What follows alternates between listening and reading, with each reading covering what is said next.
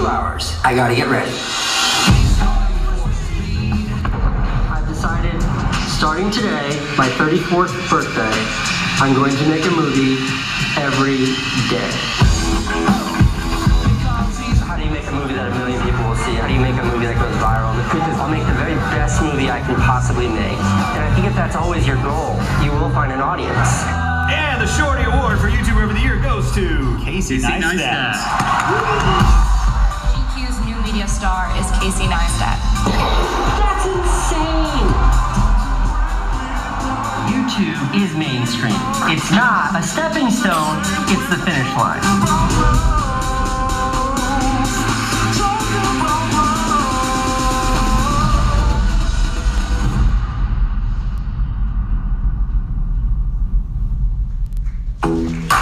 Please welcome to the stage, Casey Neistat. Talk to me.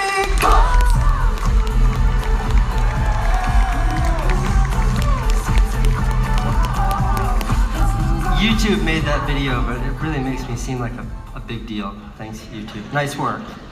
I want to share with you guys a little bit about my experience on YouTube, where my passion for YouTube comes from. And in order to do that, I have to give a little context. I have to go all the way back.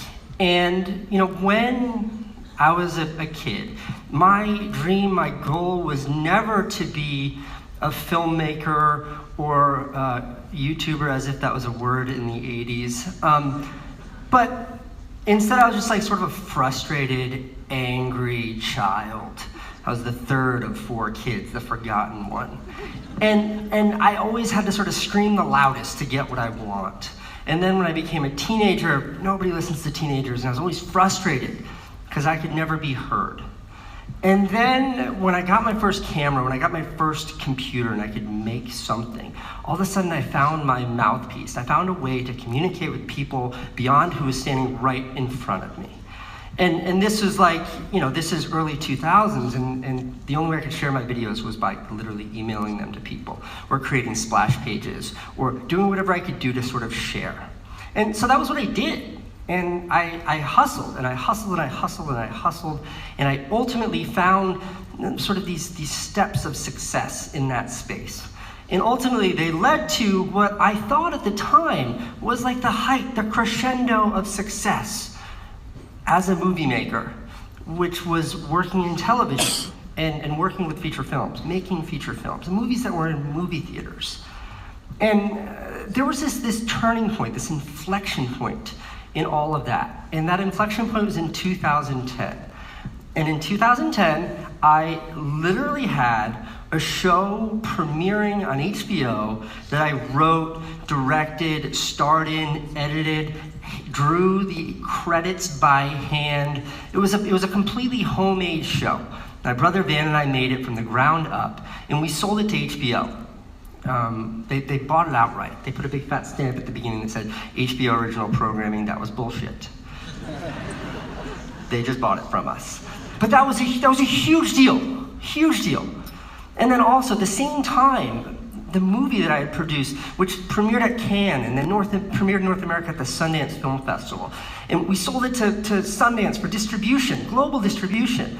At the same time, I won this like big fat award for that on television. Like my dad watched me win this award on television. And I remember like on the plane flying home from winning that award, as my show was premiering on television, I was like miserable. I was like really bummed, and I was trying to figure out why. And I realized that I had spent the last 2 years, I had spent 2008 to 2010 doing nothing, creating nothing. I was trying to get this movie in front of people. I was waiting for HBO to premiere my TV show.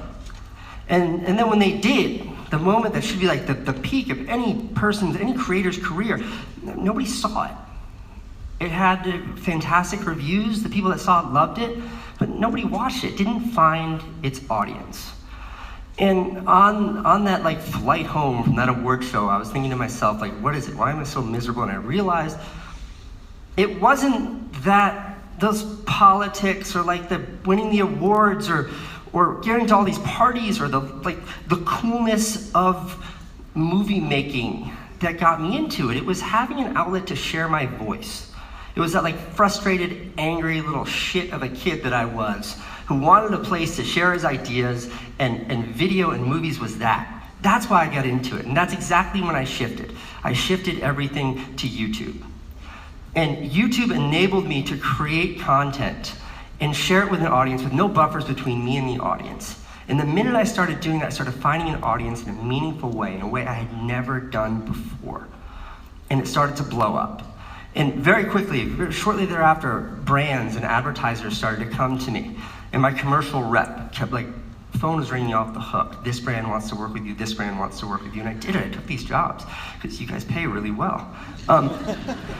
But all the sort of branded content I was making, it wasn't called branded content, it was called commercials. All the commercials I was making, they kind of sucked. Because there were scripts and there were storyboards and there were all these boxes that I had to work within. And these companies and these agencies that wanted to work with me loved my YouTube videos. So they had me do their thing and I couldn't do it well.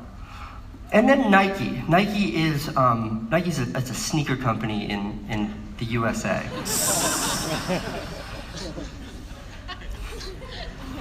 Nike called me, and I worked directly with them. There was no agency. And the deal was to make 3 videos. And even though it was just with them, there were still like, I submitted treatments that they approved and budgets that they approved. And the first 2 videos like stuck to the script and they loved them and my audience liked them and they did okay.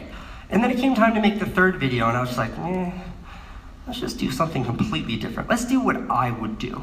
The kind of stuff that I want to share with my audience. And it was that video, it was Make It Count. That video exploded. To this day, it's my most watched video. It did 5 million views the first day, 5 million views the second day. It was all over the news. It was on every website. It was sort of this huge conversation. How would Nike let this guy make this? But the reason why it connected, the reason why it was such a powerful piece of content is because it was true to me. It was me sharing the kind of things that I wanted to share with my audience and doing it in a way that was true and authentic. And because of that, that is now, since then, it's the only kind of content that I've produced.